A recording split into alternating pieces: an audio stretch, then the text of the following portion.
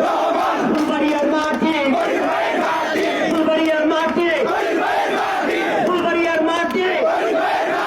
প্রিয় ভাইরা, বারবার আপনারা প্রমাণ করেছেন, আপনাদের কাছে আজীবন কৃতজ্ঞ থাকবো।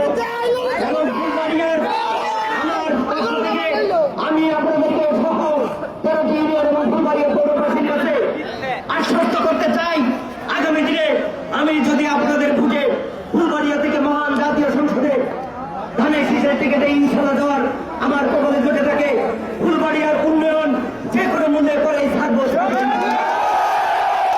ফুলবাড়িয়ার রাস্তাঘাট, স্কুল, কলেজ, মসজিদ, মাদ্রাসা সকল কিছু উন্নয়ন বিগত 25 বছরে জানা হয়, আগামী 5 বছরে সেই কাজ করিয়ে দেখব। সকলেই অত্যন্ত কষ্ট করেছেন আজকে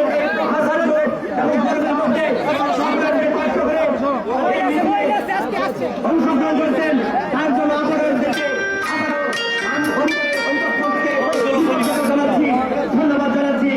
আগামী দিনে আপনারা আমার তাকে ফুলবাড়িয়া উপজেলায় যে কোনো আন্দোলন সংগ্রামে এবং আগামী নির্বাচনে ধানের শীষ মার্কায় যাতে করে করিম সরকার আমি নমিনেশন পাই, সেই আশাবাদ ব্যক্ত করে আপনাদের সকলকে আবারও ধন্যবাদ জানিয়ে আজকের মতো এখানে আমার বক্তব্য শেষ করছি। আজকে এই সমাবেশ, মিছিল পরবর্তী সমাবেশ এখানে সমাপ্তি ঘোষণা করছি।